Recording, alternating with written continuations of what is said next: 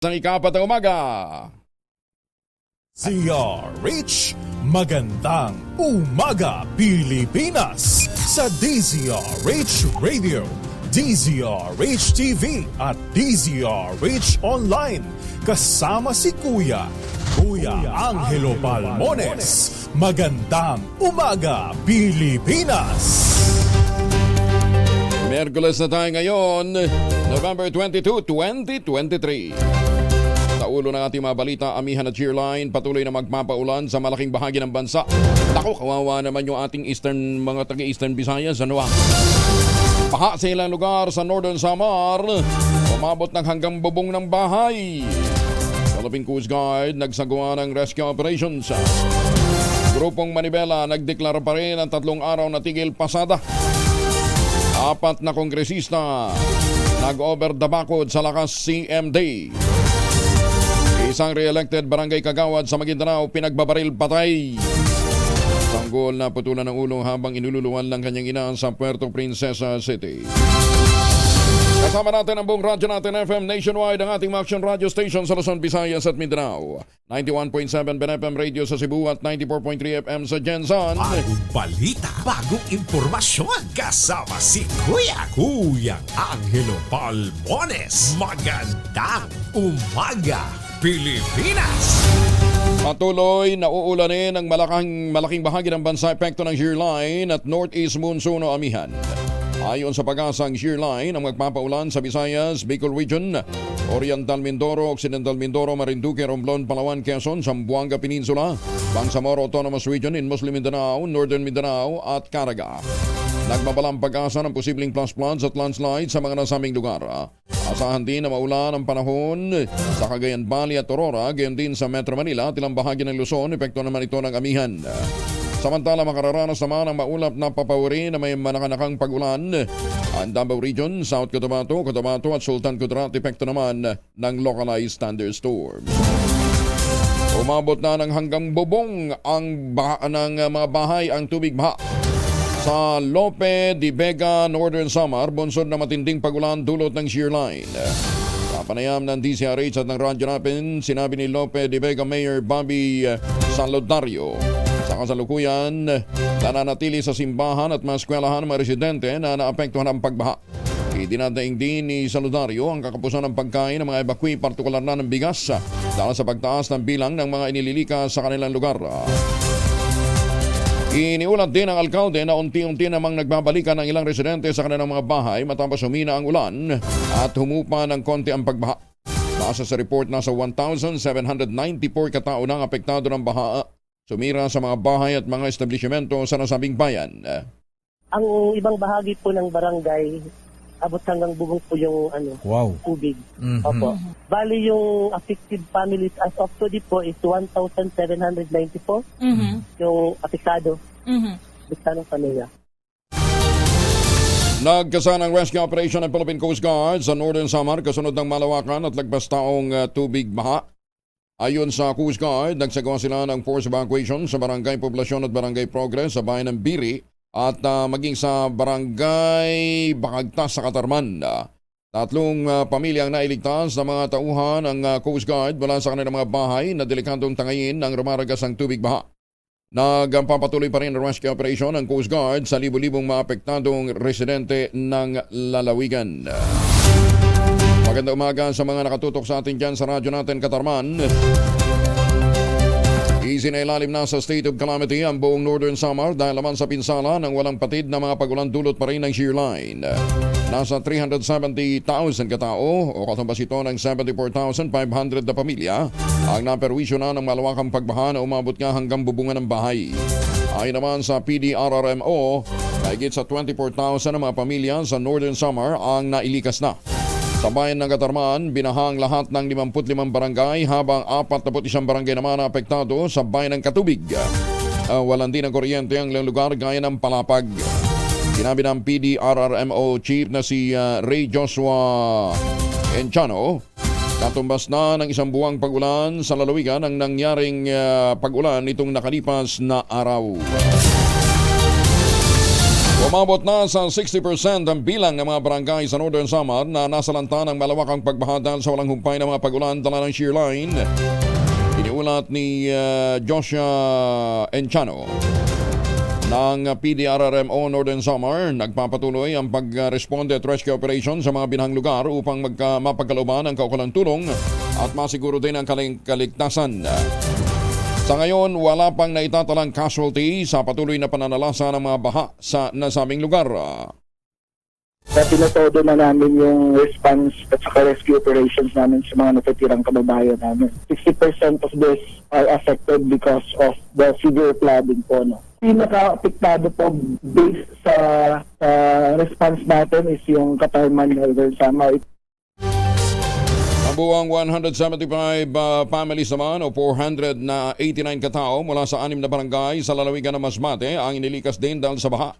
Ayon kay Cremil Nas, spokesperson ng Office of Civil Defense Bicol, 6 na pamilya o 24 na individual ang nilikas sa bayan ng Dimasalang, 3 ng pamilya naman o 11 individual mula sa bayan ng San Pascual.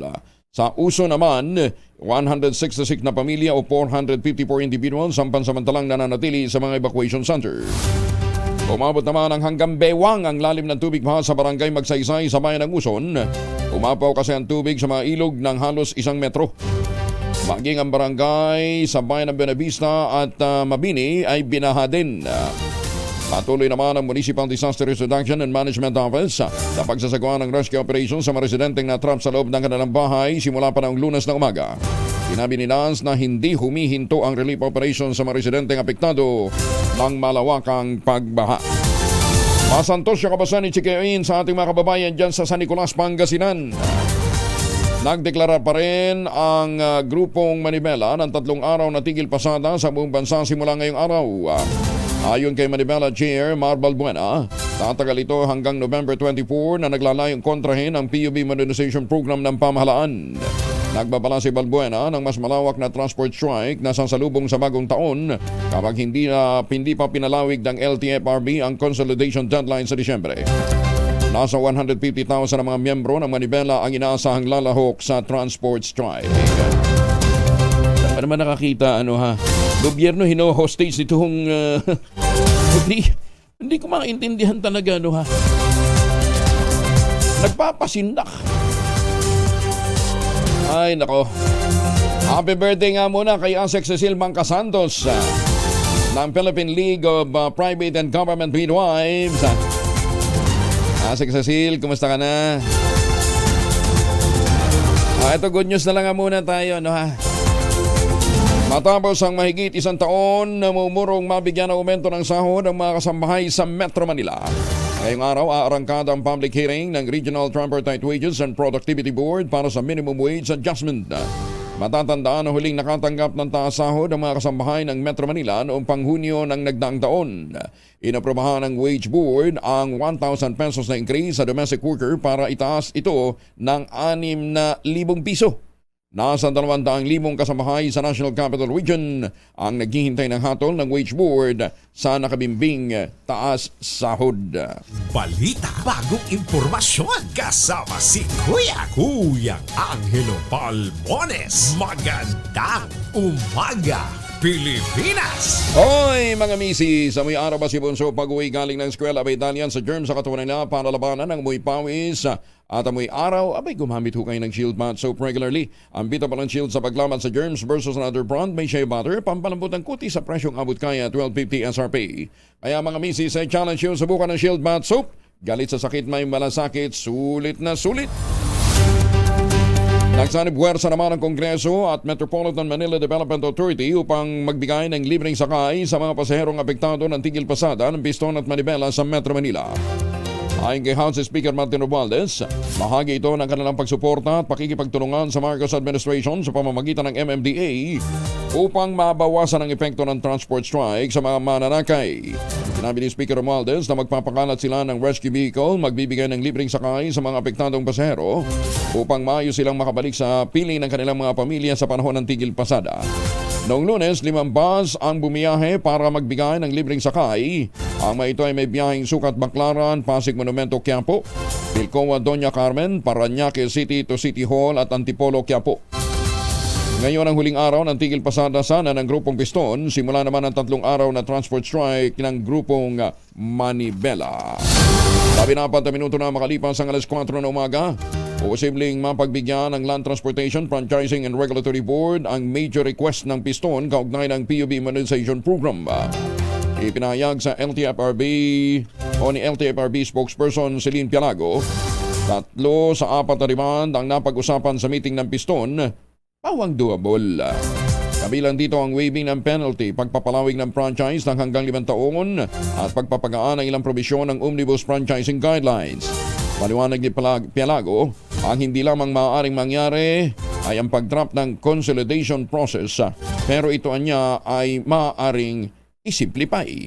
Meron na pong mga doables doon. 3 po ang doable. Number 1, sir, waiver of penalties. Ito mga jeepneys po kasi, sir, para lang po sa kaalaman ng ating mga kababayan, ay may tinatawag na confirmation fee every year 1,000. Yung confirmation po na yun, ibinibigay po yun ng LTFRB sa may mga prangkisa para po sila ay makapag-register sa LTO. Yes. Dati wala pang connectivity, diretso sila sa LTO, hindi sila dumadaan sa LTFRB. So pag sinek nyo po yung database ng mga franchise, meron po mga driver at saka mga chopper po doon, umaabot na po doon 20,000, 10,000, 5,000 po yung kanilang mga penalties.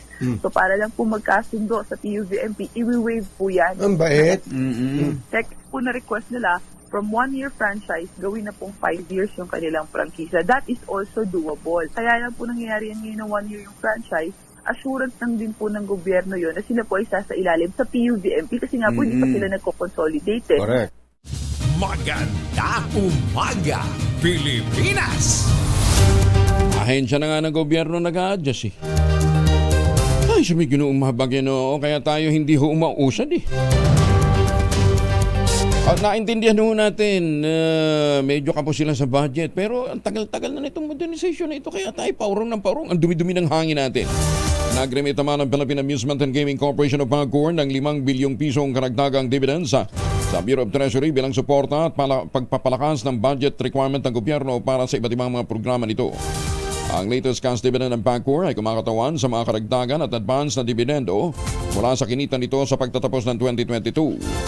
Ayon sa Bacoor, ang 5 bilyong piso ay dagdag sa 1.95 billion pesos na unang ibinigay ng gaming firm noong nakarang taon.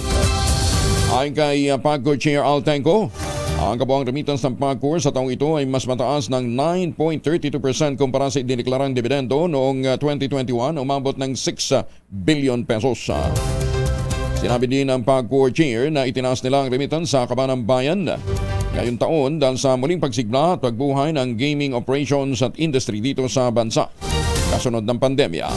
Pinangunahan ni Attorney Jun Sanyosa Jr., ang Presidente at Chief Operating Officer, ang turnover ng 5 bilyong pisong cheque para sa dividendo kay Deputy Treasurer Eduardo Anthony Marindio.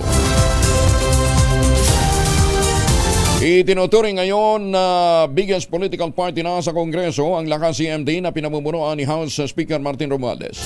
Ito'y marang lumipat ang 4 pang kongresista sa dating dominant PDP laban. Lumipat na sila sa Lakas at tanumpa kay Romualdez. Kabilang dito sina Congresswoman Rosemary Conejos Panotes ng Camarines Norte, Dale Corbera ng Agusan del Norte, Nordan Suan ng Cagayan de Oro at Mary Michi Kahayon Uy ng Caloocan. Sa 4 na bagong miyembro ng Lakas, si Suan ay galing sa Nationalista Party. Sa kasalukuyan, umabot na ng 86 ang miyembro ng Lakas CMD sa Kamara de Representantes. Matatandaan na unang lumipat sa Lakas ang 7 kongresista na dating miyembro ng PDP laban noong unang linggo ng Nobyembre.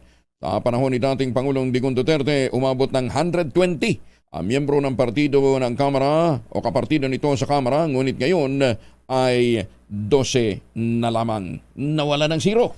Magandang umaga, Pilipinas! Nasa Paco Market ngayon si Noche Kaka sa Rich 27 Noche. Mayong buntag kaya Angel, ngayong Wednesday morning, ito na yung presyo ng mga ilang bilihin dito sa Paco Market sa Maynila. Pero kapansin-pansin na Kuya Angel, walang regular milled rice ilang araw na. Kaya ang pinakamurang bigas dito, yung well-milled rice, 48 pesos, habang ang pinakamahal na bigas naman sa local rice, yung special, 62 pesos. Ang bangus Toyong Angel, yung medium size, 230 ang kilo. Yung tilapia naman, 130. Ang beef rump, 440 ang kilo. Beef brisket, 410. Kasim, 290 ang kilo. Liempo, 330. Haba ang whole chicken, tumaas ng konti, nasa 190 na ang kilo. Pero yung itlog, bawat isa, yung medium size, 8 pesos and 50 centavos. Puntahan naman natin yung ampalaya, 90 pesos ang kilo. Yung sita, 100. Pechay native, 70. Kalabasa, 60. Ang talong tumaas na sa 120. Habang ang kamatis nakapako pa rin sa 80 pesos ang kilo. Ang carrots naman, 120. Habichuelas o yung Baguio beans, 130. White potato, 140. Pechay Baguio, 60. Habang ang sayote, 40 pesos pa rin ang kilo. Sibuyas sa pula kay Angel, yung local, 189 ang kilo. Ang onion na white na imported, 130. Garlic imported, 150. At yung siling labuyo, bumababa na nasa 200 na lang ang kilo. Ang kalamansi naman, 90. Lakatan, 90. Latundan, 60. Papaya, ay yung mangga, 200 ang kilo. Pero yung buko na tinatanong mo kay Angel, bawat isa, 30 pesos na ang isa. Oo. Sabi naman ng ibang nagtitinda, taasahan pa daw na tataas bago ang Pasko. Ang sugar white naman, 90. Sugar was 88. Sugar brown, 90. Ang palm oil, 350 ml, 30 pesos. Habang ang palm oil, 1 liter, 73 pesos. Kung kayo naman ay magsasanga gamit ng coconut oil, isama ko na rin, 350 ml, 35 pesos.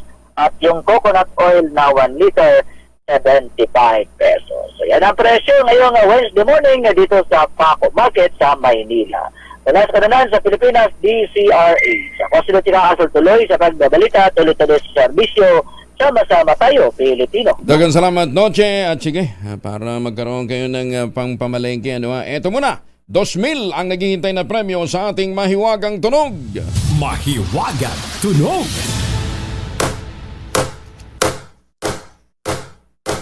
Grabe, ang lakas naman yan. Pero maniniwala ho ba kayo na yung item na ginamit dyan ay maliliit? Maliliit yung item. Okay, ito yung clue, ha. Ang liliit yung isa ay naipapatent noong August 1989. Talaga. Naipapatent noong August 1989. At nakikita daw ito sa mga bar.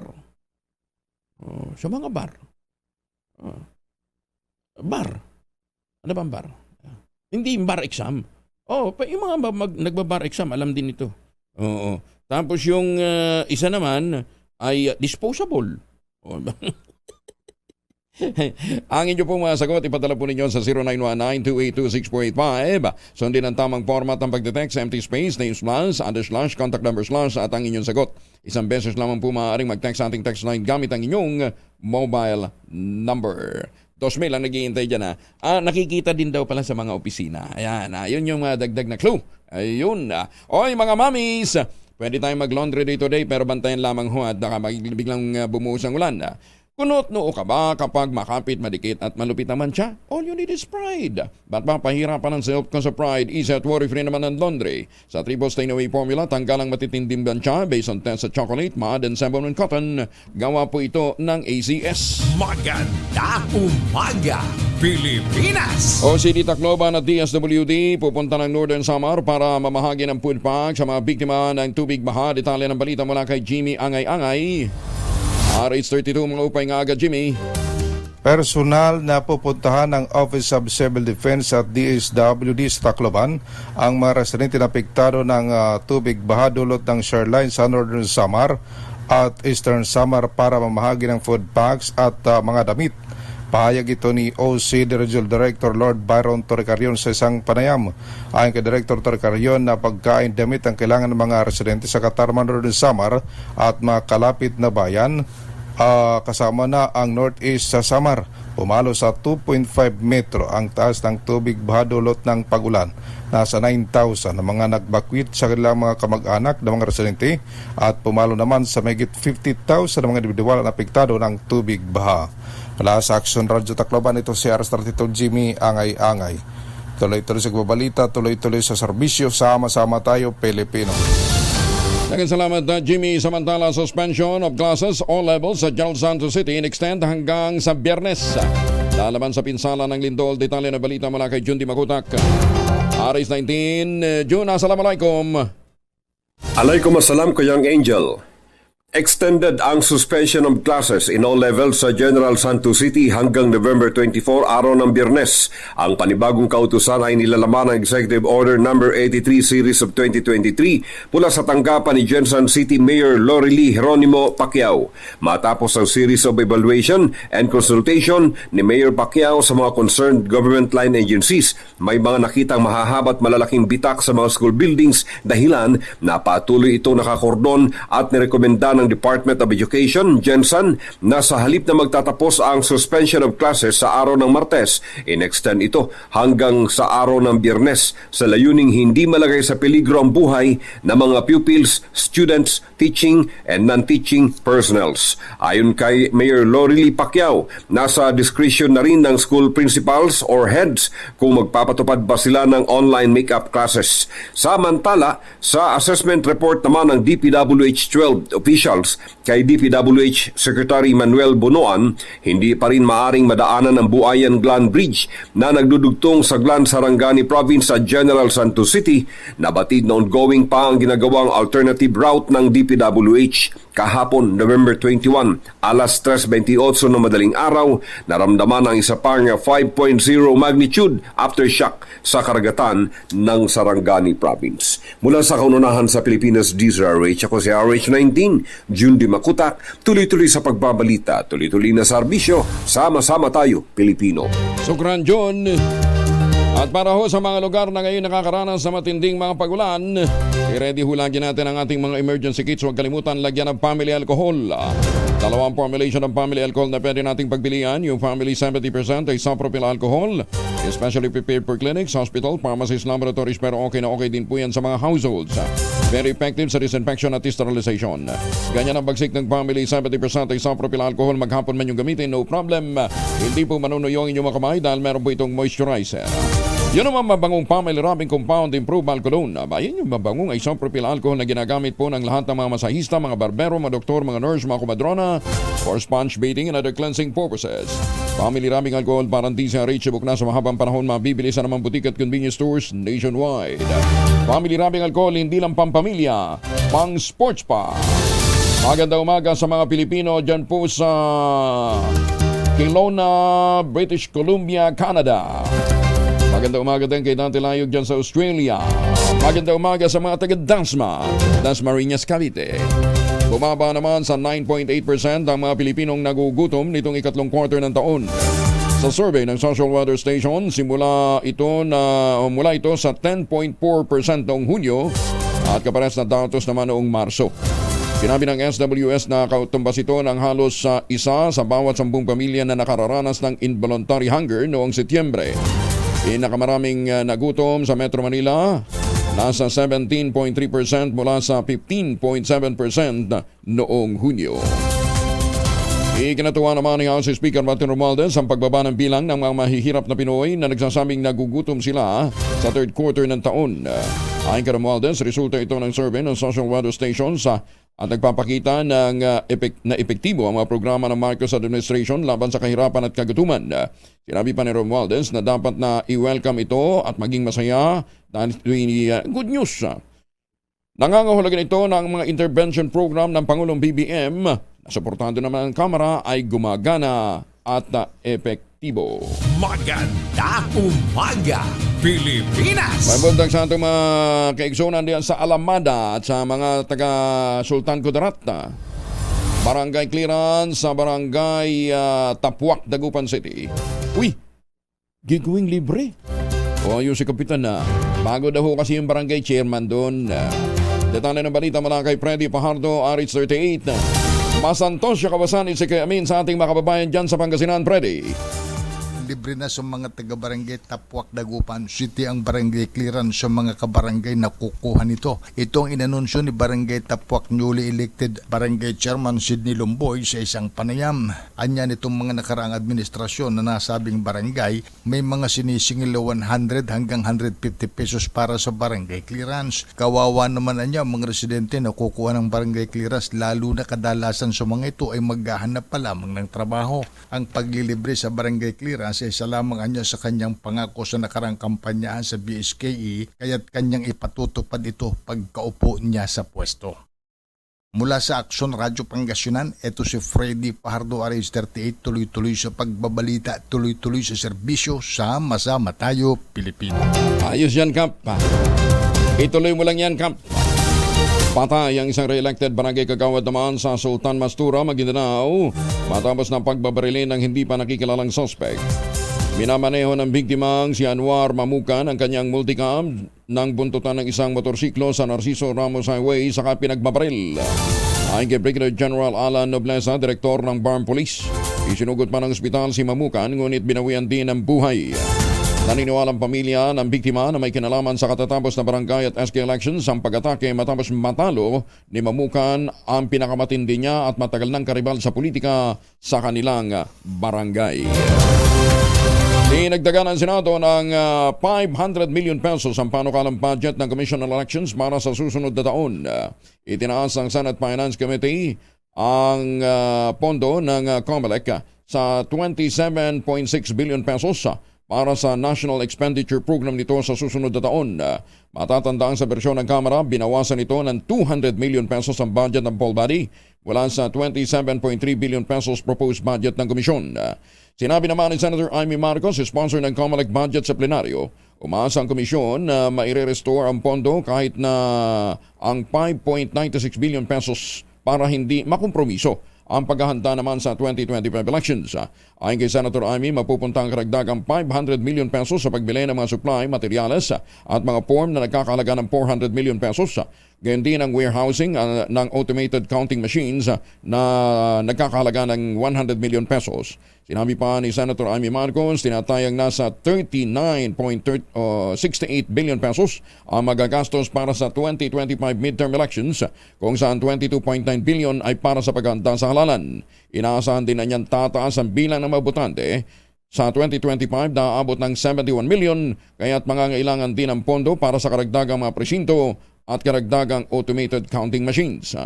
It was a very large increase in the first place from 2023 to 2024. It's 357.74% increase in the COMELEC budget, and that's largely due to the preparations for the national and local election of 2025. So they continue to pray that an additional 5.96 billion be restored simply to make certain that the preparations for 2025 are not compromised. They actually included there the preparations for the 2025 elections, also construction of their buildings and field offices, certain IT programs and subscriptions. Maganda umaga, Pilipinas! 32 na makalipas ang alas 4 na umaga.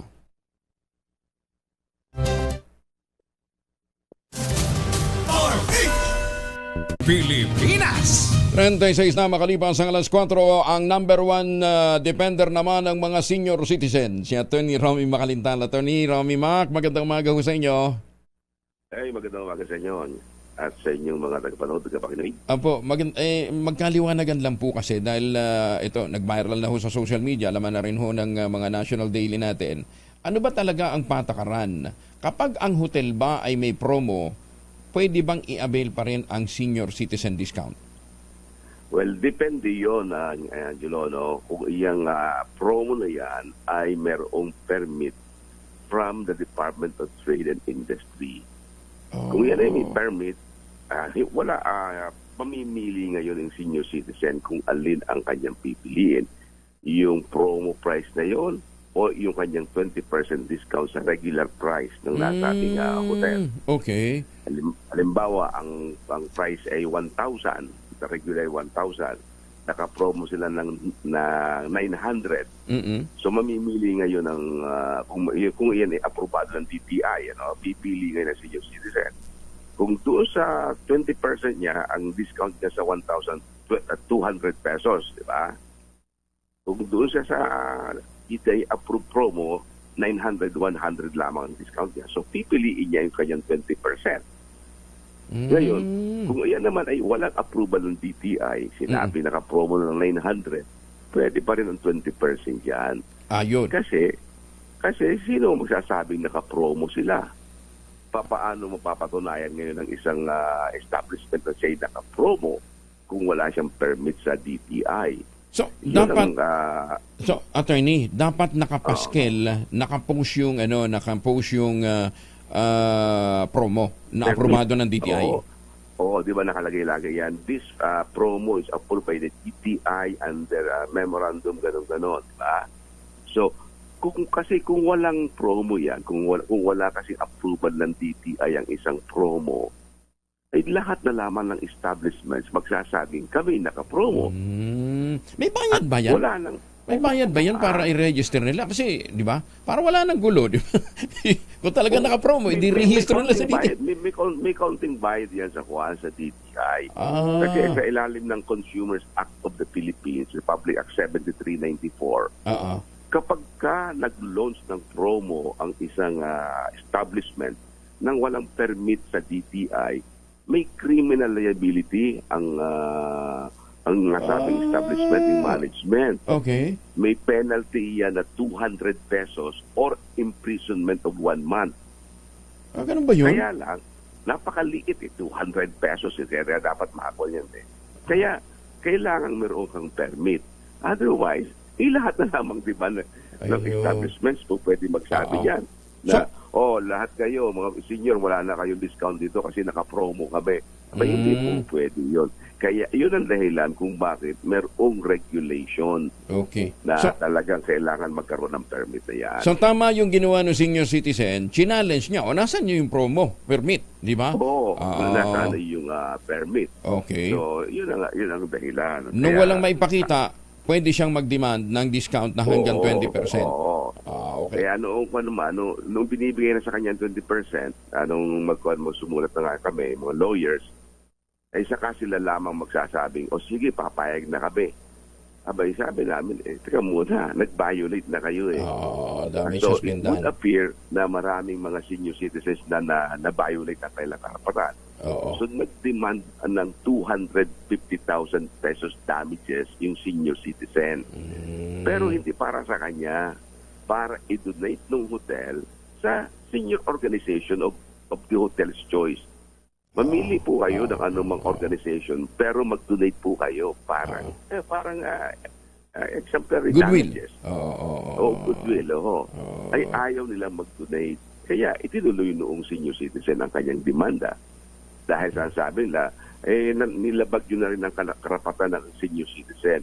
So maliwanag na maraming mga senior citizens di kayong nilabag pa rin ang karapatan nila. So just to assuage whatever liability or damages suffered by the senior citizens whose benefits you have also denied, mag-donate lamang kayo ng 250. Hindi para doon sa senior citizen ito, kundi para sa mga organizations ng senior citizen. At saka itong mga privileges na ito na may ina-afford po sa mga senior citizen, nai-enjoy din po ng mga PWD. Pero pakiusap naman natin, baka naman hindi kayo talaga PWD, di ba? Wala naman talaga kayong disability. Huwag nyo namang abusihin yung sistema. Mahiyaan naman kayo, di ba? Basta't may card, basta merong card, yun presumption ay talagang meron yan. Yung mga senior citizen naman, walang problema kasi edad lang pinag-uusapan. Attorney, baka naman pwede pati sa international airline, pwede na rin mag-avail ng discount na 20%. Baka magreklamo yung international. Kasi walang batas. Ang batas natin domestic lang. Hanggang local lang hanggang local lamang tayo. Kaya gano'n. Kaya umaasa kami na itong bagay na ito ay mabubuksan ang mata ng ating lipunan at mga senior citizen. Maganda nangyari, diba? Kasi katulad nyo, may talagang ganoon pala. Pagka hindi pag yung promo yung walang approval ng DTI, pwede pa rin pala Pwede. makakuha ka ng diskwento. Ayan, sige. Thank you, Attorney. Maraming salamat po. Magandang umaga. Maraming salamat at magandang umaga. Magandang umaga. Si Attorney Romy Macalintal, number 1 defender ng mga senior citizen. Magandang umaga, Pilipinas! O, di syempre, pag pinag-usapan natin yung senior citizen, yung mga PWD, kasama ho sa mga makikinabang dyan. Ayan, so, pagka may promo, hanapan ho ninyo ng permit galing sa DTI. Pag walang may pakita, kahit na yan ay nasa promo, pwede ho kayong humirit ng discount. Pero ito ho, hindi lamang ho tulong para ho sa mga senior citizen. Ay, teka nga pala, December 6 December 6, doon ho sa mga pensioner at mga retirees ng gobyerno under GSIS. Abangan daw ho ninyo yung inyo pong Christmas gift.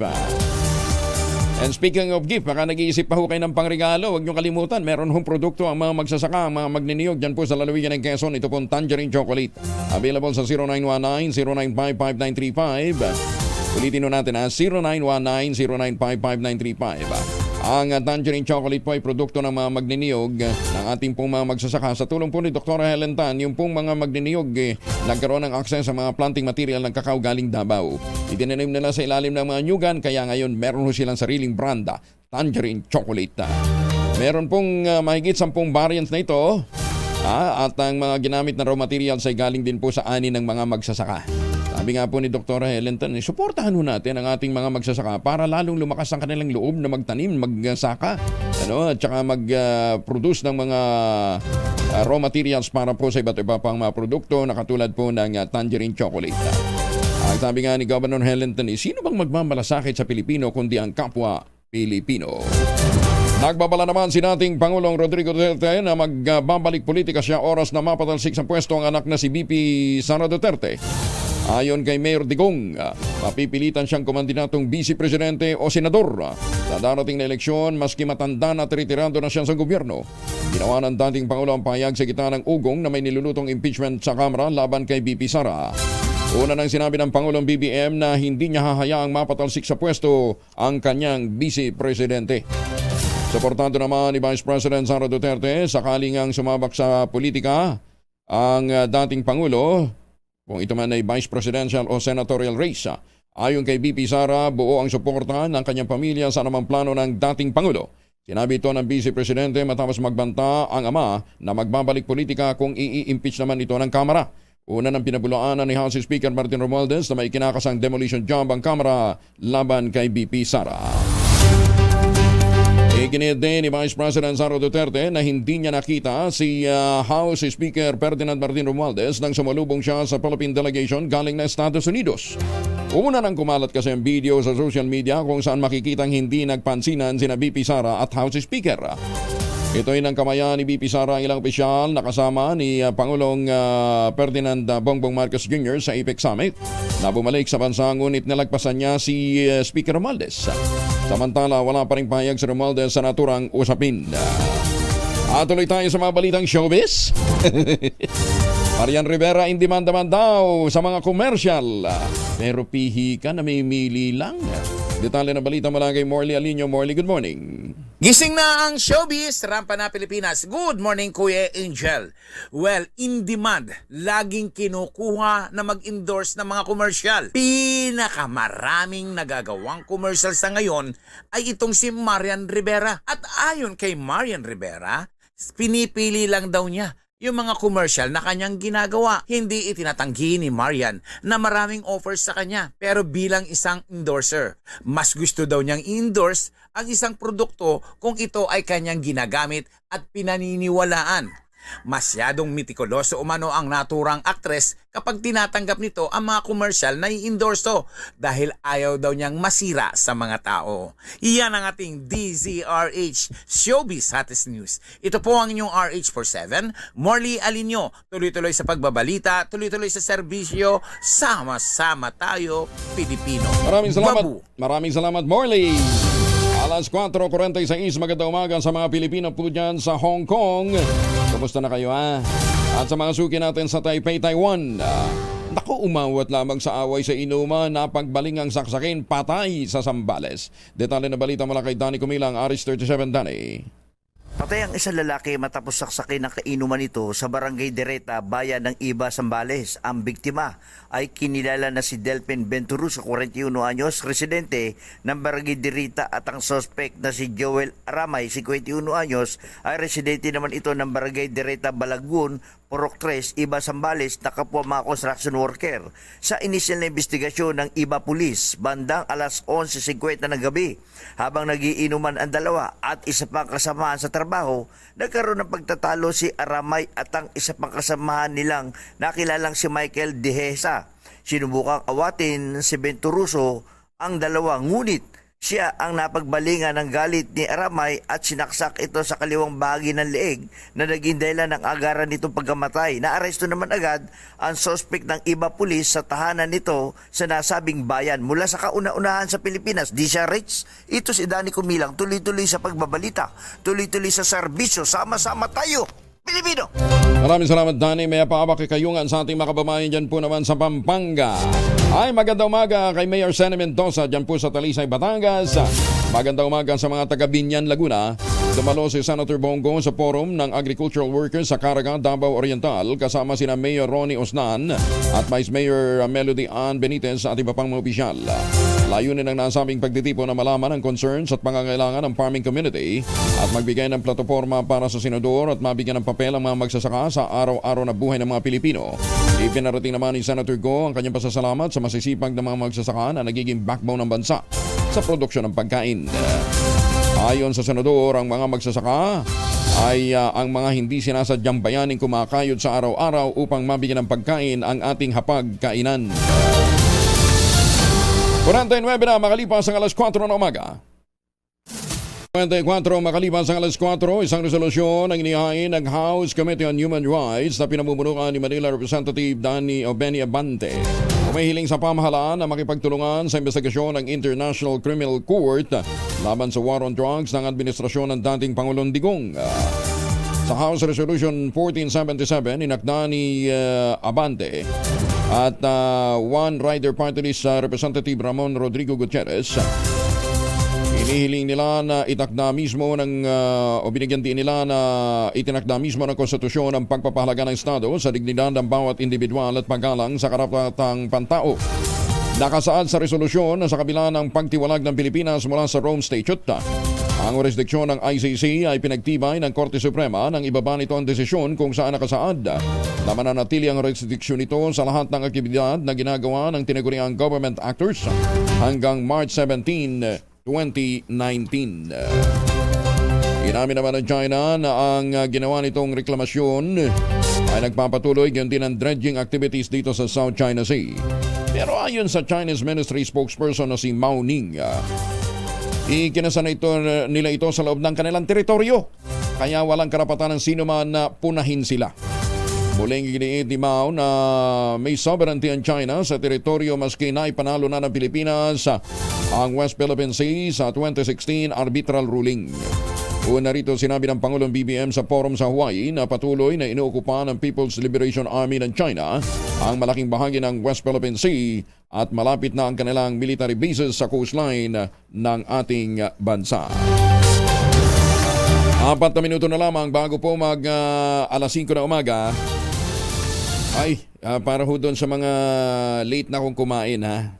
Ayon ho sa mga dalubhasa, delikado ho palang kumain ng lagpas na ng alas 7. Dahil siyempre hindi ka masyado natutunawan. Pero ang pagkain po before 7 increases your lifespan up to 30%. Diba? Kaya kung gusto nyo humaba ang inyong buhay, huwag na kayong kumain beyond 7. Okay, tama pa rin sinasabi nila, di ba? No meals after 6.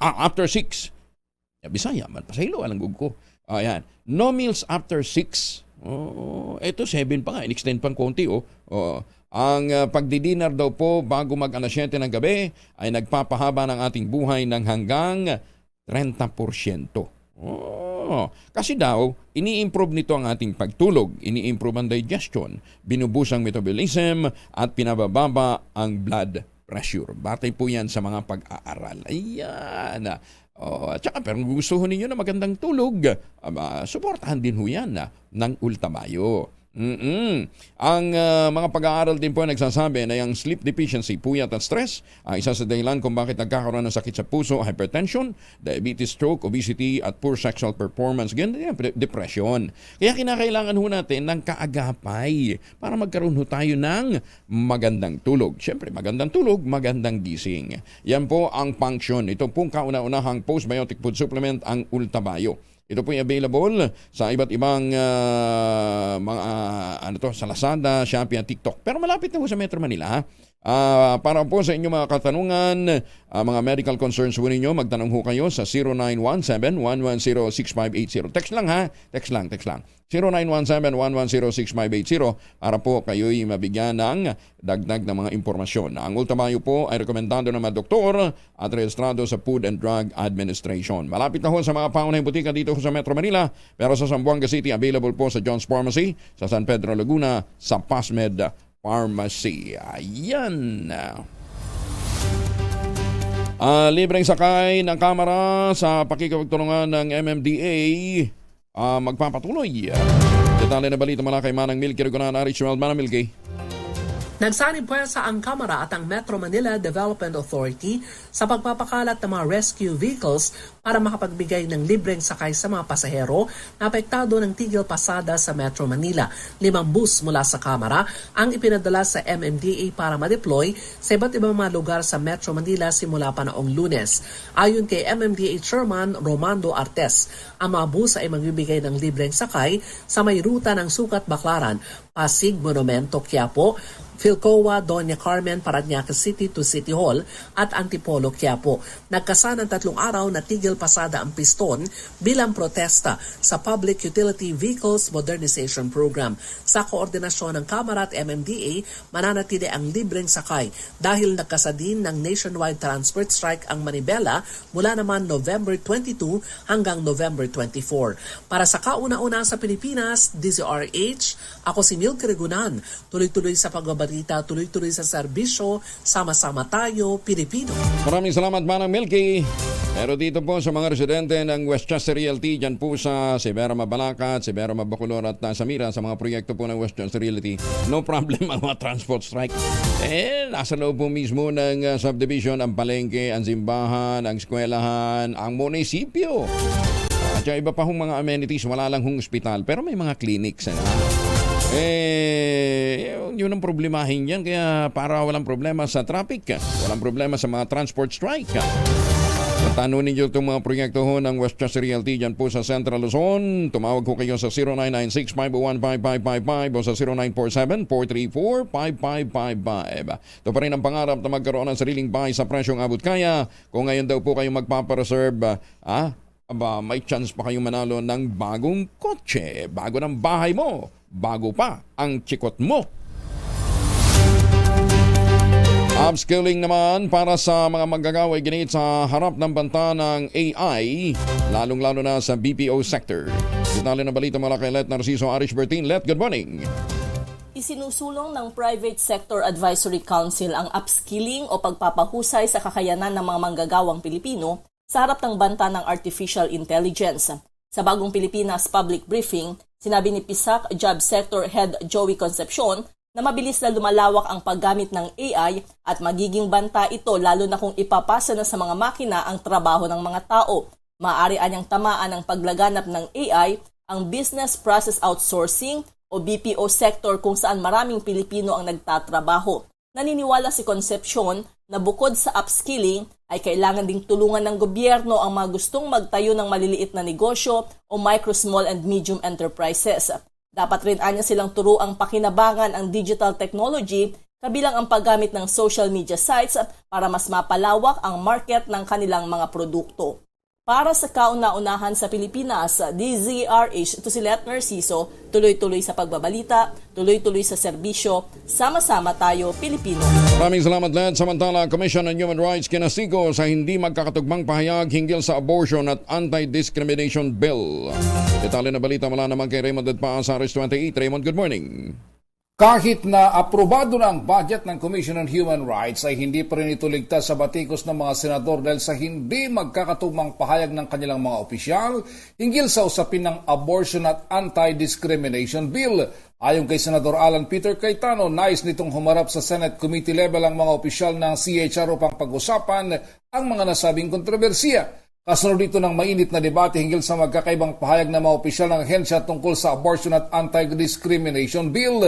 Una ay nagpaliwanag ang CHR at sinabing sila ay kontra-abortion maliban lang sa matinding pangailangan medikal. Hindi nagustuhan ni Cayetano ang pagtuligsa ng opisyal ng CHR na si Attorney Chrissy Shafina Rubin, OIC ng Center for Gender Equality and Women's Human Rights kay Senate Majority Leader Joel Villanueva dahil sa hindi nito pagsuporta sa sexual orientation, gender identity, gender expression equality o SOGI Bill. Hindi nangahulugan na kapag tutol ka sa SOGI Bill ay kontra ka na sa LGBTQ community. Para sa kauna-unahan sa Pilipinas, DZRH, ito si Raymond Advaz, tuloy-tuloy sa pagbabalita, tuloy-tuloy sa serbisyo, sama-sama tayo, Pilipino. Maraming salamat, Raymond. Maganda umaga, Pilipinas! Lagay ng panahon at kumustahin din ho natin ang magiging pag-ulan dyan ho sa may bandang Eastern Visayas. Kasama na natin si Kaobet Badrina mula sa Pag-asa. Kaobet, good morning! Magandang umaga, Sir Angel. Magandang umaga sa lahat ng mga tagapakinig natin. Magpapatuloy pa rin ho yung maulap na kalangitan at mga pag-ulan dito sa Visayas. Although nakikita ho natin na posibleng medyo mabawasan yung mga pag-ulan, particular na sa bahagi ho ng summer provinces. Nakikita ho kasi natin na posibleng medyo humina yung amihan sa mga susunod na araw. So yung shear line ho natin pwedeng magkaroon ng upward shift, tapos yung kanyang temperature difference, and explain ko ho kahapon sa inyo, no, yung movement ho ng warm air tsaka ng cool air. So posible hong medyo mabawasan yung intensity ng mga pag-ulan base ho to sa mga datos na nakalap natin. Gayunpaman, binibigyan din pa rin natin dahil ilang araw nang inuulan yung bahagi ng Eastern Visayas, posible pa rin yung mga biglaang pagbaha tsaka yung pagguho ng lupa o landslides. Samantala ho, may mga mahihinang pag-ulan pa rin dulot ng amihan sa Cagayan Valley Region, habang sa lalabing bahagi ho ng Luzon ay meron pa rin tayong mga isolated light rain o pulong-pulong mahihinang pag-ulan. Samantala, yung Zamboanga Peninsula medyo magiging maulap pa rin ho sa araw na ito, habang sa lalabing bahagi ng Mindanao ay mga isolated rain showers and thunderstorms ang mararanasan ng ating mga kababayan sa bahagi ng Mindanao. May nakataas pa rin tayong gale warning, particular na sa mga baybayin ho ng Hilagang Luzon. Gayon din sa silangang baybayin ho ng Luzon, delikado pa rin maglayag yung maliliit na sasakyang pandagat, maliliit na mga bangka sa bahagi ito ng ating bansa dahil nga inaasahan natin magiging maalon pa rin na dulot ng hanging amihan. Wala pa rin tayong minomonitor na low pressure area, posible nga ho hanggang baka weekend, base sa datos natin, ay malit na yung chance na magkaroon tayo ng bagyo.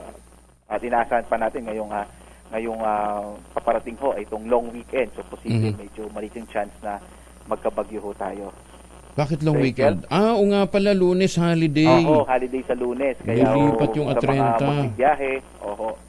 So maybe that's a good news na wala mukhang maliit pa yung chance. Of course, pwede pa rin magbago yun, pero sa ngayon, ang pinapakita mo ng mga datos natin ay medyo maliit yung chance na makabuo ng bagyo the coming days. Teka muna, itong shear line sa sa Eastern Visayas, magpapaulan pa rin ngayong maghapon?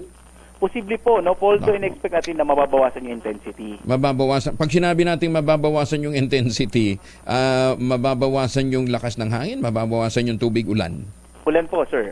Ulan. Opo, maganda pa yung tanong nyo. Kasi kahapon ho, nakapag-record to ng mahigit almost 700 millimeters.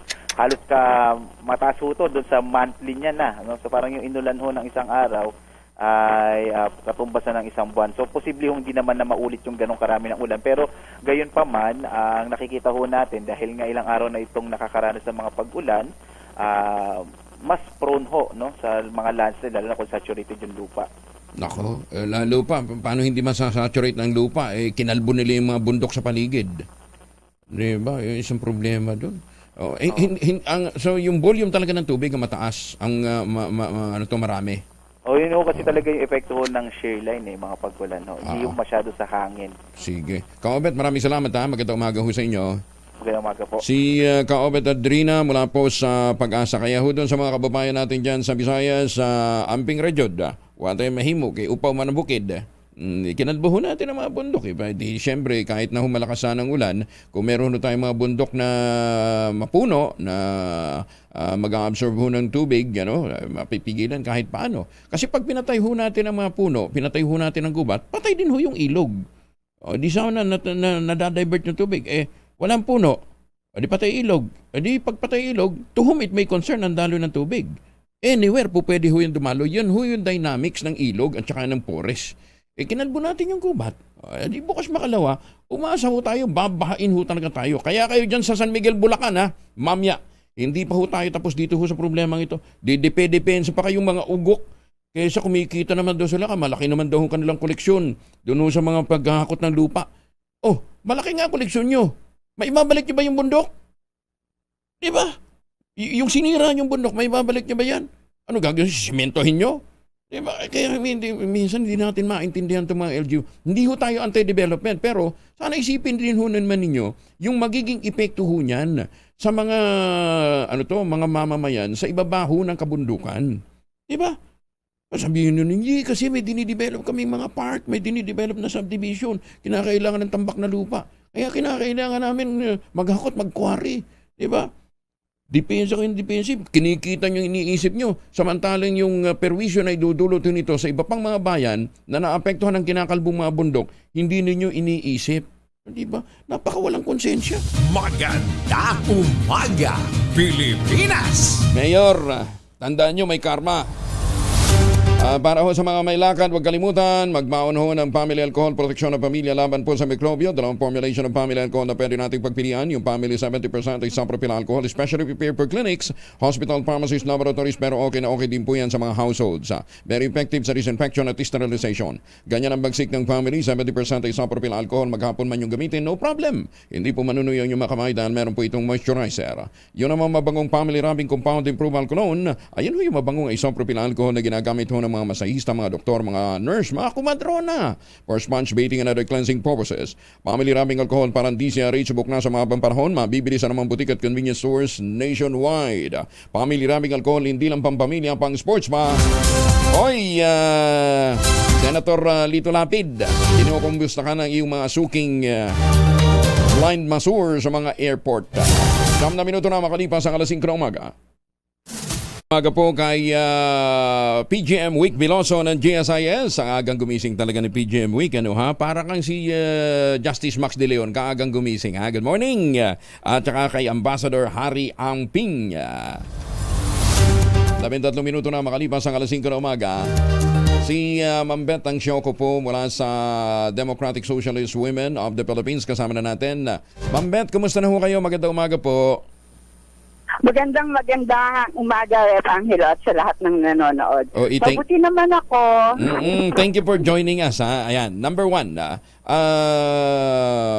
marami ho kasi kaming mga concerns na gustong maitanong sa inyo. Number 1, napapansin niyo yung viral ngayon sa social media na yung girlfriend binaril ng kanyang manliligaw na binasted, tapos iba pang mga iba't iba pang mga krimen na involving mga kababaihan, yung beauty queen ng Batangas, anong ginagawa ng grupo ho nila, Ma'am Beth, dito sa mga usaping ito?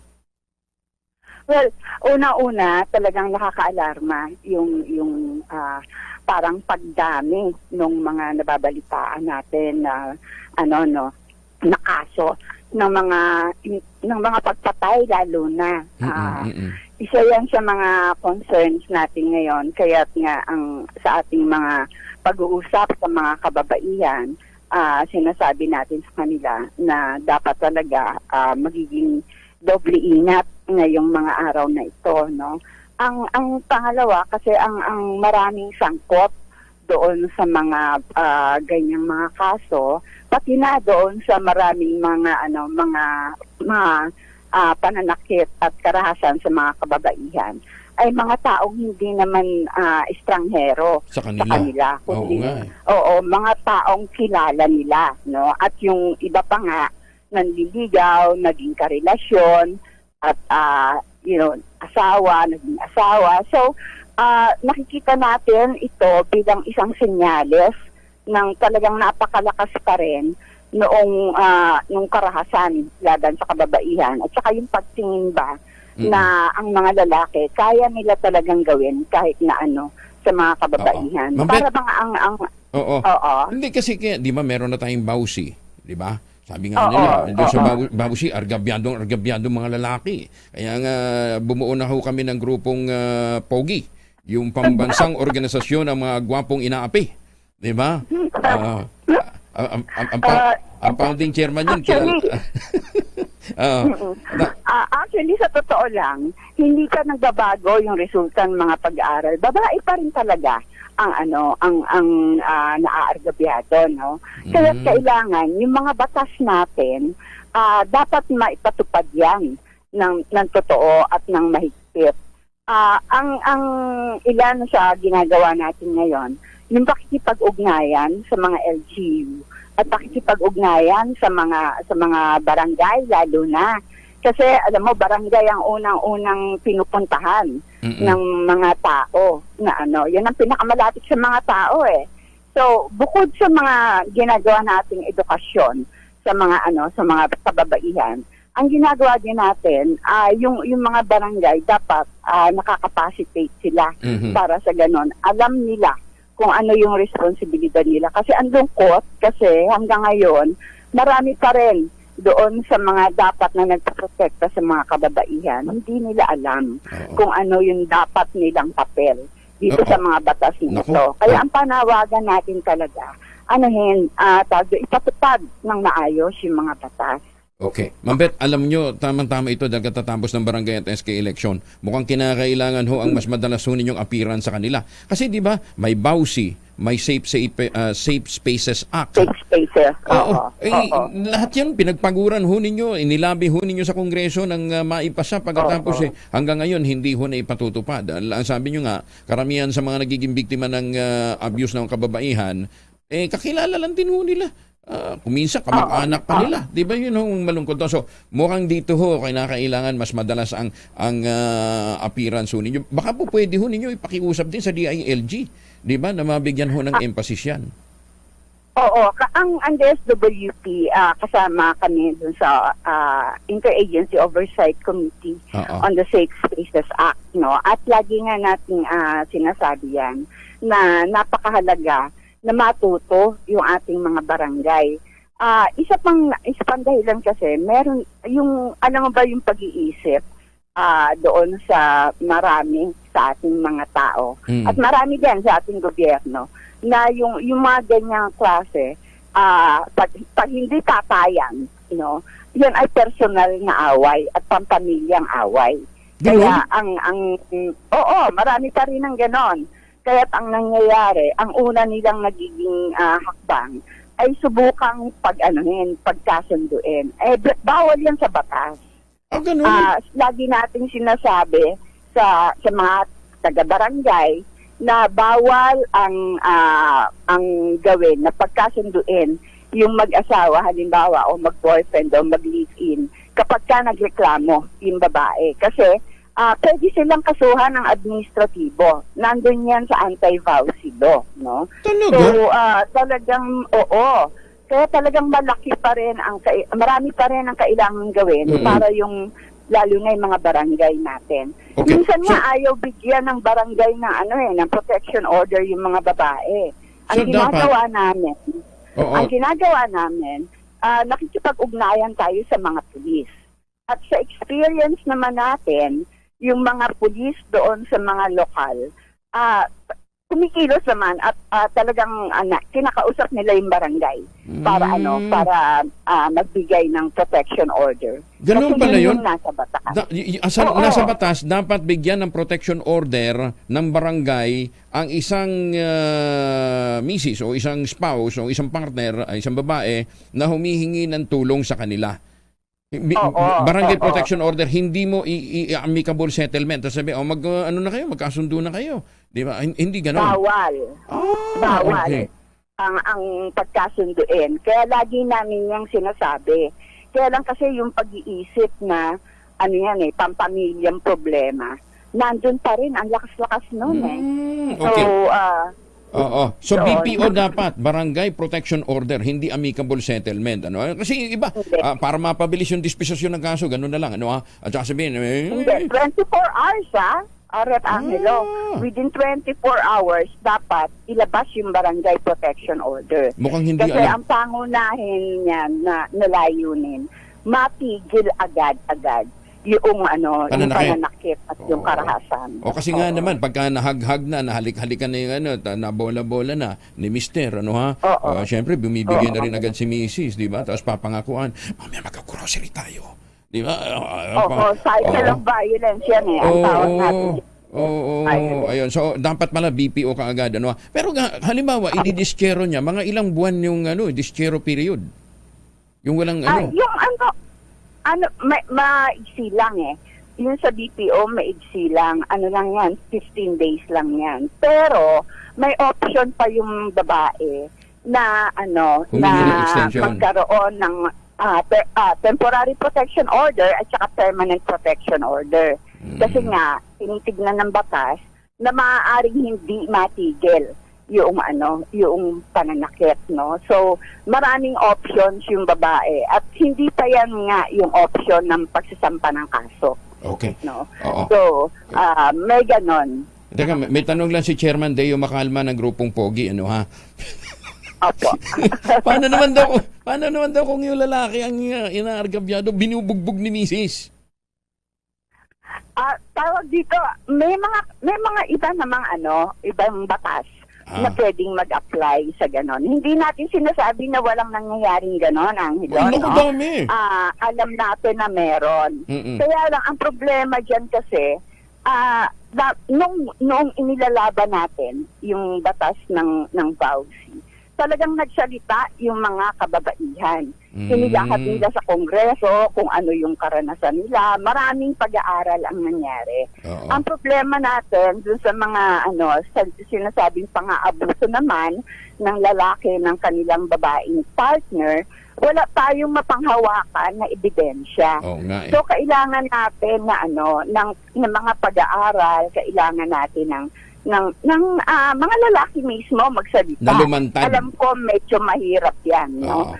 Kaya lang kailangan para ang batas ay maging totoo, kailangan nakabatay yan sa katotohanan. Nahiya daw kasi ibang congressman na lumantad. Mga congressman? Actually, may bill. May bill ngayon, sa totoo lang, mayroong bills na nakahatag sa pareho, sa Kongreso at saka sa House at saka sa Senado na nag-extend ng mga programa nung VAUSI, pati sa mga lalaki. Kaya lang, doon sa hearing na napuntahan namin, walang sumuporta kasi nga, walang kahit na anong pag-aaral na nagsasabi kung ano talaga yung problema. Kasi mahirap magbigay ng solusyon sa isang problema na hindi mo alam. Kasi nga hanggang ngayon nagtatago pa rin yung mga uhaw, yung mga hindi, pero akala natin biro-biro ito, pero marami hong nakakaranas ng mga ganyang klase ng stressful life. Marami talaga daw na pero yun lang ang naririnig lang natin kasi kwento, no? Kailangan din talaga na magkaroon ng lakas ng loob na magsalita para sa ganon may basihan. Ma'am Beth, isa pang issue. Tumataas ang kaso ng HIV dito sa Pilipinas. Isa ho kayo sa mga talagang nagsusulong ho dito. Saan ba tayo nagkukulang? Education sa IEC?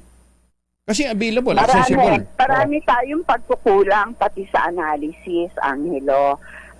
Kasi nga, ang DOH nakaka-alarma yung sinasabi nila Sabi nila by 2030, ang projection nila 364,000. At ang mas nakaka-alarma pa, ang sabi ng DOH, 16% daw dito ay 15 to 19 years old at saka yung 30% 20 to 24 years old.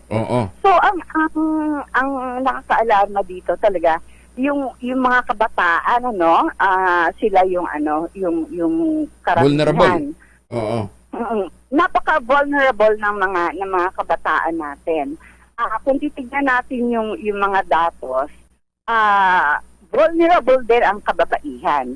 Although, ang sinasabi ng DOH, 6% lang yung mga kababaihan na may HIV. Pero kung susuriin natin, Angelo, yung mode of transmission, yung kung paano na isasalin, ang lahat ng mode of transition involved din babae, no? So, kunyari, yung maliban dun sa pakikipag-sex kapwa lalaki, yung heterosexual sex, yung pakikipag-sex sa kapwa babae, sa babae at saka sa lalaki, yung injection, no, yung sharing of needles, at saka yung mother-to-child transmission, lahat dyan involved din babae. Ang problema natin sa analysis natin at saka sa targeting natin ng mga kliyente, hindi kasali yung mga babae doon sa tinatawag na key populations, no? Ang sinasabi natin, mukhang may pagkukulang doon sa analysis ng problema pagdating sa kabataan at saka pagdating sa mga kababaihan. Yung interview namin na nangyari doon sa isang batang babae na nalaman niya na HIV positive siya at nagtatrabaho siya, connected siya sa isang organisasyon ng mga HIV plus ng mga babae. Ang sinasabi niya, sa kanilang nakikita ngayon, tumataas yung mga buntis na mga babae na nakikita na HIV positive. So, oo. So siguro ang tanong, bakit? No? Kasi merong order ang DOH na lahat ng buntis ay itest. Kaya ngayon nakikita yung yung mga buntis na mga babae. Pero ang sinasabi namin sa DSWP, dapat pagtingin yung pag-aaral na totoo. Kasi alam mo, ang HIV isa sa mga issues na naka-integrate sa lahat ng mga edukasyon na ginagawa ng DSWP. At nalalaman natin na walang kaalam-alam ang mga kababaihan pagdating sa HIV, no? Mali-mali, kung meron man, mali-mali yung alam nila. Halimbawa, akala nila nakakahawa ng HIV kapag ka ginamit mo yung kutsara o tinidor na na ginamit ng isang HIV positive na na tao, o kaya madikit ka lang, pwede ka nang mahawa, no? So kailangan nating i-correct yung mga maling pag-aakala at pag-igtingin, ayusin yung analysis natin ng problema at pag-igtingin din yung testing, lalo na doon sa mga the identified key population, no? Lalo na doon sa mga kababaihan at kabataan. Ma'am Beth, ganito na lang siguro. Ang mga tao lang naman magpapatest kung naiintindihan nila precisely. Yung risk na natanggap nila. Kaya nga ang papakiusap ko siguro, Ma'am Beth, bigyan nyo kami ng mga IEC material na po pwede ho nating magamit to educate the public. Hindi ho biro, ang 47% o kalos kalahati ho ng nahahawa sa HIV sa kasalukuyan ay edad 15 hanggang 24. Mga bata po ito. So mukhang kinakailangan talaga massive education campaign, and ang DCRH po, ang MBC, kasama ho ninyo, Ma'am Beth, dito sa mga pagsisikap na ito ng DOH, ng mga ahensya ng pamahalaan to educate the public about HIV. Kailangan ng media. Oo. Para mas naiintindihan nila, lalong-lalo na yung MSM, yung men having sex with men. Aba ngayon, dati at least kahit paano, nasa mga 500, 300 yung hatagan. Ngayon, pang-load na lang. Di ba? Diyos ko, Ginoo. Pang-load na lang, 10 beses, 50. Ano ba naman yan? Oo, totoo yan. Pero nangyayari rin yan sa mga babae. Sa mga sharing ng mga members namin. Load lang talaga. Pang-load at saka pang-kain. Alam mo yun? Kung whichever, no? So, nakakalungkot talaga Okay. Ma'am Beth, we'll have more of these discussions and yung mga material na po pwede ho namin i-share ha? Yes. Thank you. Sige. Thank you, Ma'am Beth. Maraming salamat. Ingat din po kayo. Salamat Thank you. Si Ma'am Beth Ansioco ay isa ho sa mga grupo na may advocacy ho dito ho sa pagpapalaganap ng proteksyon para po sa mga kababaihan, yung Democratic Socialist Women of the Philippines. Maganda umaga, Pilipinas! Ulitin lamang ho natin itong babala ng Department of Health. Dumoble po ang kaso ng Human Immunodeficiency Virus o HIV na naitatala ng buong Pilipinas ayon po sa Department of Health. Nadadagdagan po ang kaso ng HIV ng halos 50 kaso kada araw, 50. Mula sa dating average count na 22 lamang. Susmet, ang karamihan no ng biktima, 15 hanggang 24 anyos. Ang bata po ng ating populasyon. Ay, susme, saan tayo pupulitin? 31 na makalipas ang alas 5 ng umaga. 36 na makalipas ang alas 5. Magandang umaga po sa mga Pilipino dyan sa Hamilton, Ontario, Canada. No? Kay Kuya Renato Del Barrio. Magandang umaga po sa inyo dyan. Ingat ho kayo. At baka naghahanap po kayo ng pangregalo sa inyong mga mahal sa buhay dito ho sa Pilipinas. Abay nandiyan ho ang Tangerine Chocolate. Magandang pamasko yan. Tangerine Chocolate po ay produkto ng mga magniniyog dyan po sa lalawigan ng Quezon sa tulong nga po ni Dr. Helen Tan. Itong mga magniniyog na natin umaasa sa kopra ngayon, mga MSMEs na dahil hinakot po yung magagandang planting material na kakaugaling Davao, itinanim sa ilalim po ng mga nyugan. Kaya ngayon, nagpo-produce ho sila ng sarili nilang brand ng tsokolate. Tangerine Chocolate, available sa 0919-095-5935. Pero pwede nyo rin ho i-check at umorder ho ng iba't ibang variants ho ng Tangerine Chocolate sa tangerinechocolate.ph. Ang sabi nga po ni Dr. Helen Tani, tulungan ho natin ang ating mga magsasaka. Tulungan po natin ang ating mga magniniyog, ang ating mga MSMEs para lumakas po ang ekonomiya ng ating bansa. Sino nga naman daw ang magmamalasakit sa kapwa Pilipino, kundi ang bawat Pilipino. Kaya tangkilikin natin ang gawang atin. Tangkilikin ang Tangerine Chocolate. Thank you! Lalaking wanted sa Quezon City dahil sa issue ng pag-i-issue ng talbog na cheque, arestado sa Caloocan. Detalye mo na kay Edwin Duque, RH23. Edwin. Ay puntag Kuya Angel, natuntun na nga nabuta sa pulis ang lalaking wanted sa Quezon City dahil sa pag-issue ng mga talbog na cheque. Ayon dito kay Police Colonel Romeo Cortez, namatan nila itong suspect sa Barangay 14 sa Caloocan.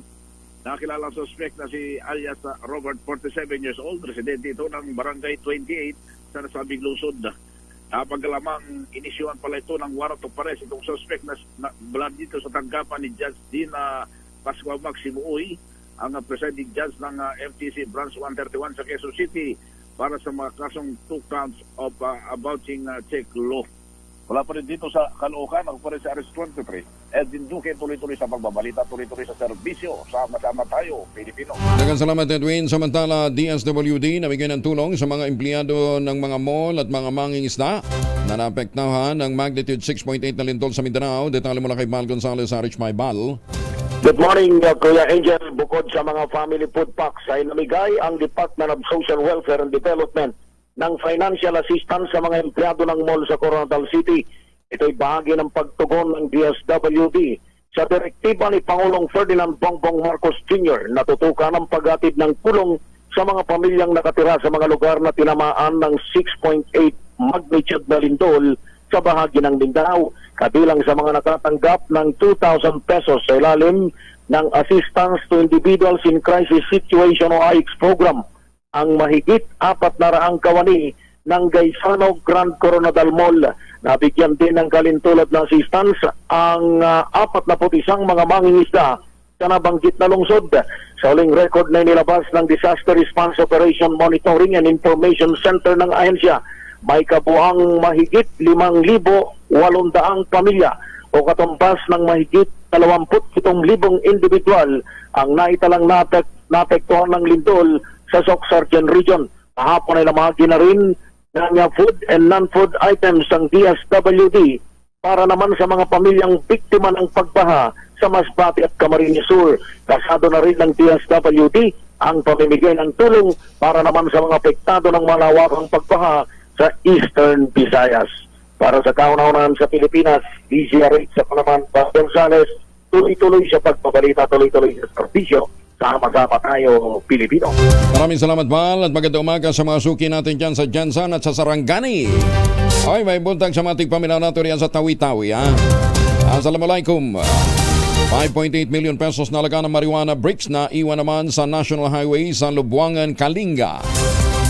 Na-recover ng PNP. Detalye mo na kay Bal Gonzales. Romy Gonzales, Irish 41, ay magnabigat na Romy.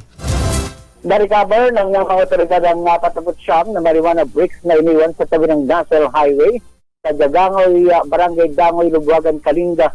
Ayon kay Colonel Freddy Lazonao, si Provincial Director ng Kalinga Provincial Police Office, nakatanggap ng impormasyon ng isang personnel ng 2nd Kalinga Provincial Mobile Force Company na isang lalaking rider ng sports type XR150 motorcycle ang nag-iwan ng isang army duffel bag sa Dangoy, Lubuagan, Kalinga. Agad na nagtungo sa lugar ang mga personnel ng PNP at doon nabawi nila ang isang army duffel bag na magyang natakpan ng dahon at tangkay ng punong kahoy na may lamang marijuana bricks. Sa ginawang inventaryo ng mga otoridad, umabot ito sa 49 na marijuana bricks na may timbang na 49,000 grams at nagkakalaga ng 5,880,000 pesos. Dinala mga naturang kontrabando sa Lubuagan Municipal Police Station at pagkatapos ay dadalhin sa Kalinga Forensic Unit para ma-examine.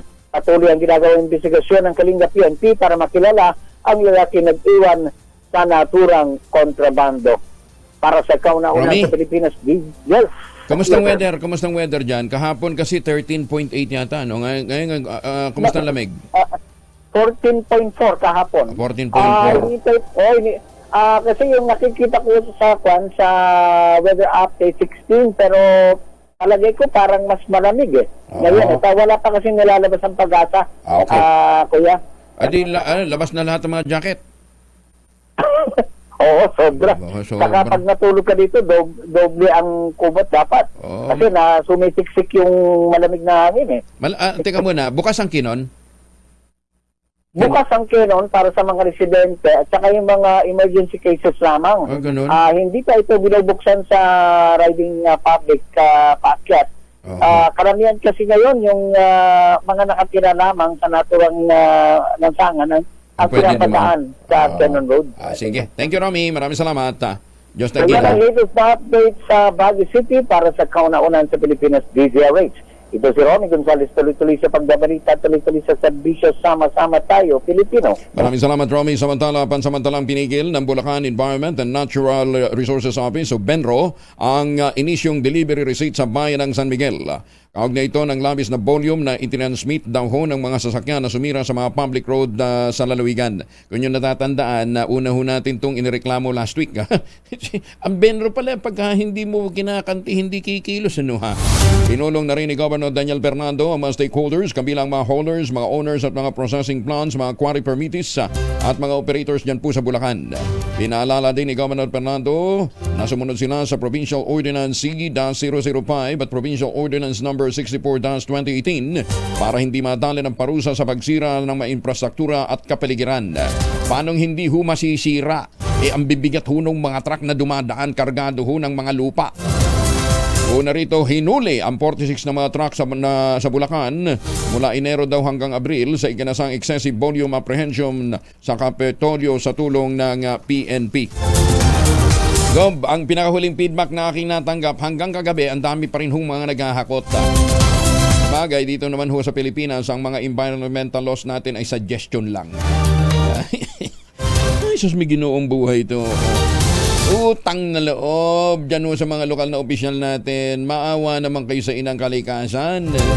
Sabi ho nila, nagtatambak na ho sila ng lupa sa proyekto ng Ayala dyan ho sa Bulacan. Kaya ang ginagawa nila, kinakalbo yung bundok. Kita ho ninyo. DNR!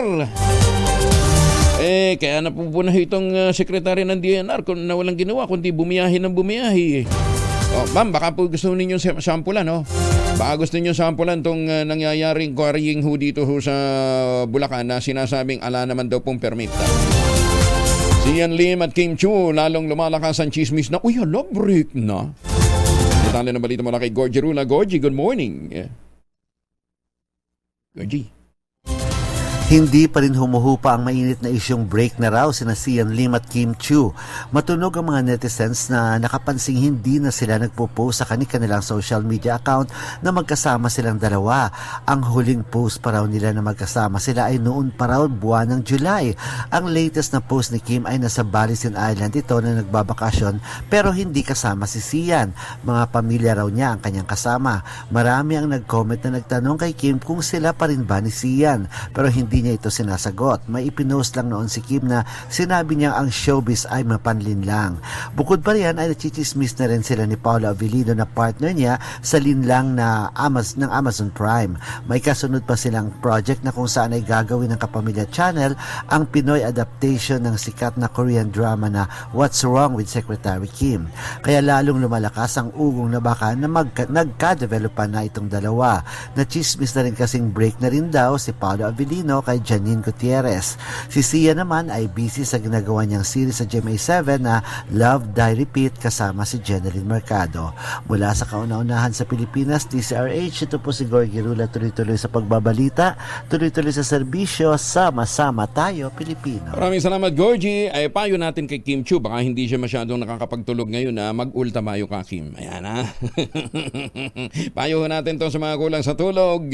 Alam ho ninyo ang sleep deficiency, puyat, stress ay isa ho sa dahilan kung bakit nagkakaroon tayo ng sakit sa puso, diabetes, stroke, obesity at poor sexual performance at depression. Ngayon, para malabanan ho yan, ang ginawa ho ng TXS Health Ventures ay dinevelop ho nila ang isang postbiotic food supplement na nagtataglay na ang tawag nga po ay Ultabayo. Ang Ultabayo po ay rehistrado sa Food and Drug Administration at rekomendado po ng mga doktor. Ang ginagawa ho nito, ina-activate po yung commander ng ating immune system kapag pumasok na ho sa loob ng katawan para malabanan ng mga sakit at impeksyon at nakatutulong upang magkaroon ng magandang tulog, sapat na lakas na kinabukasan. Siyempre, pagka magandang tulog, magandang gising. Ang Ultamayo po ay available sa Lazada, Shopee at TikTok, sa Zamboanga, sa John's Pharmacy, sa San Pedro Laguna, sa Pasmed Pharmacy, dito po sa Metro Manila, malapit-lapit na sa pangunahing butika. Ang gagawin lamang ho ninyo, mag-check ho kayo para po sa karagdagang impormasyon sa 0917-110-6580. Lalong-lalo na sa mga mister na malungkot na pong hinaharap. 0917-110-6580. Tanungin nyo kung paano ho makatutulong ang Ulta Bio. Maganda umaga, Pilipinas! Alas 5:48.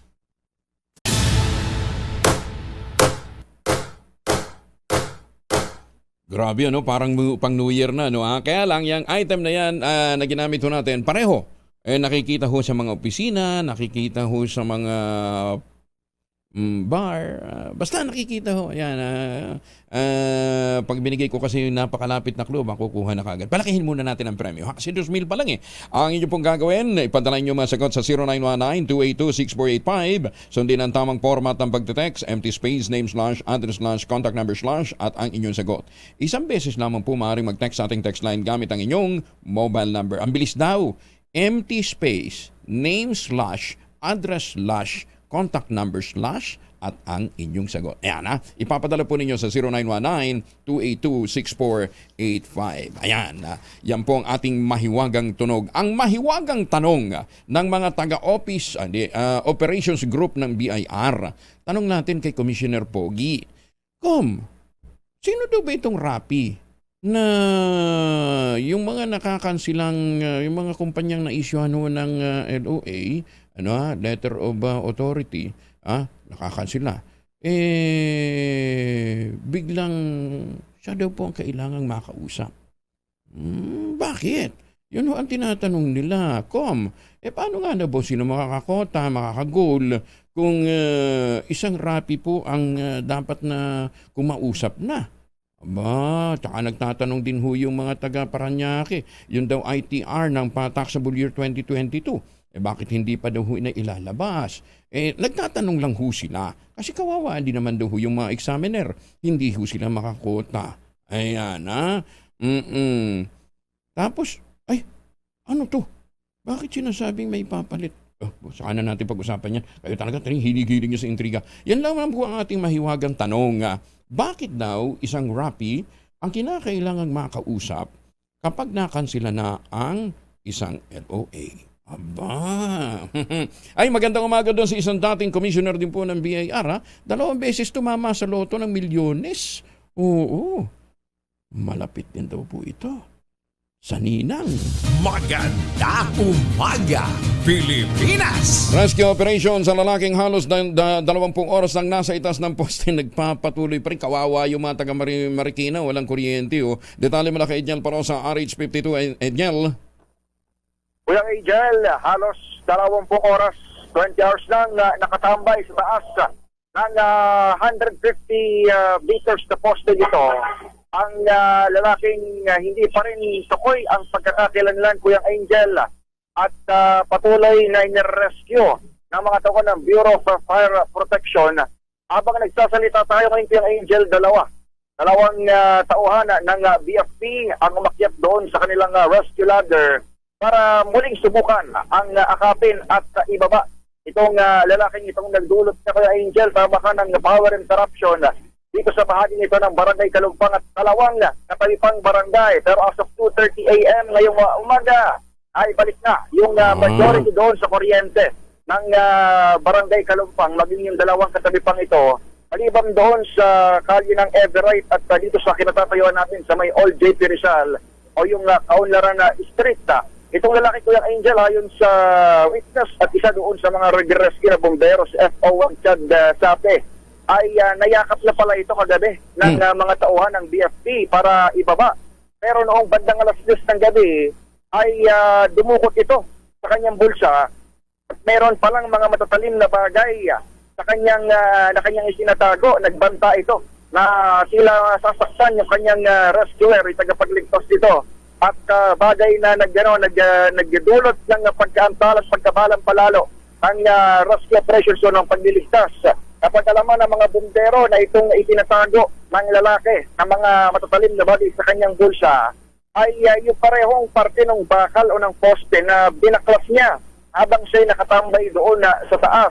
Sa ngayon, itong pinaka-posting ito, pinakamataas dito sa area, ay patay pa rin ang power source. Ganito rin yung mga tauhan ng Meralco at pahirapan pa rin yung pag-rescue sa kanya dahil kung mapapansin ng ating mga kababayan sa pinadala nating videos, yung lalaking yan ay malapit doon sa poste overnight pero habang sumisikat ng araw ay lumalayo siya, Kuya Angel.